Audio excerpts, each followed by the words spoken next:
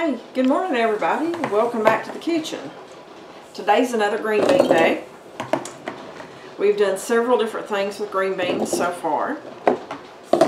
Today we're going to do something simple, just green beans and potatoes. Okay. I've had these potatoes soaking overnight in lemon juice, and I rinsed them a bit ago. I soaked them in lemon juice to keep the color from turning. So they should look pretty well white whenever we get done with them. Just enough for 4 jars. Great. Okay. I have dry canned green beans and I have dry canned potatoes. But today, it's going to be beans and potatoes. Now, I love to cook potatoes in my pot of green beans, so this just seemed like the logical thing to do. Just throw them together.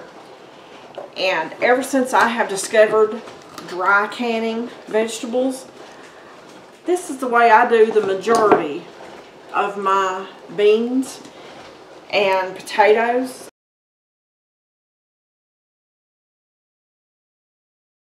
The flavor is just so much better. Okay.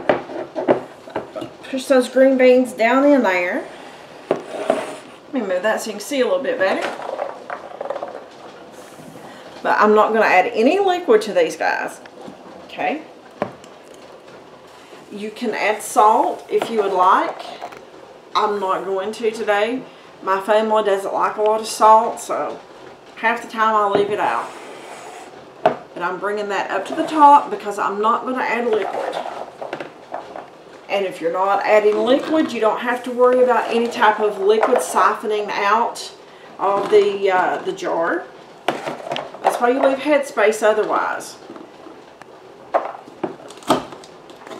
But these are going to cook down. And it's going to taste like a roasted veggie. Yeah, it really does. It has the flavor of a roasted veggie as compared to a boiled veggie. And if you folks have ever had something called shuck beans, shucky beans, leather britches, they go by several different names, but the flavor is really similar to that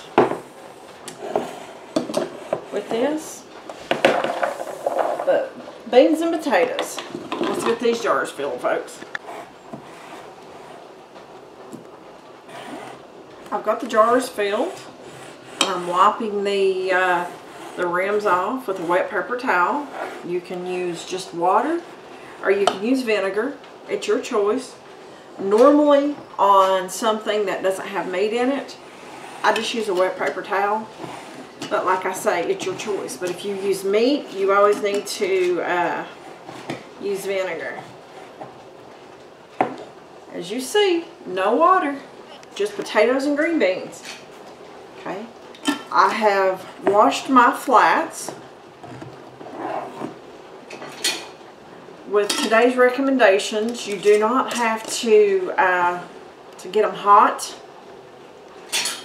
You just rinse them and you're good to go. Okay.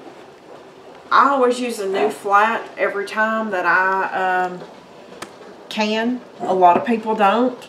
That's your choice. I've just always been afraid I would do all that work and it not seal. But a lot of people do it without any problems, so that's just another part of rebel canning, guys. Your kitchen, your rules, whatever works. But for myself, I'm a little hesitant, so I do use a new one. But the rings that go around here, you can reuse time and time and time again. Let's get these in the pressure canner. I'm going to bring them up to temperature. And I'm going to let them vent for 10 minutes. And then I'm going to cook these for 25 minutes. If they had meat in there, it would be a 90-minute cook, but where it's just veggies, the green beans recommends 25 minutes. Okay. Our canner has cooked for the proper time and the pressure has dropped off of it. So Let me get pot holders.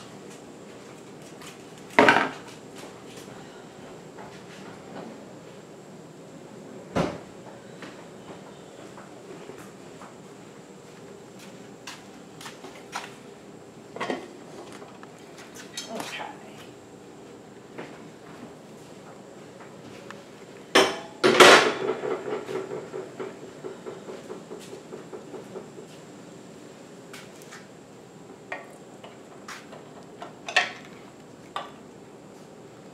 All right.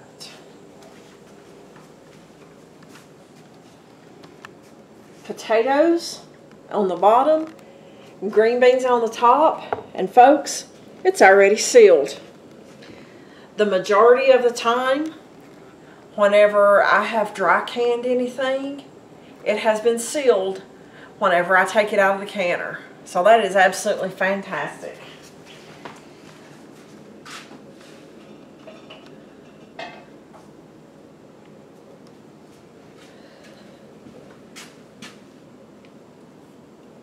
Hope you enjoyed the video. Thanks for watching. Like, share, and subscribe. And guys, we'll see you on the next video.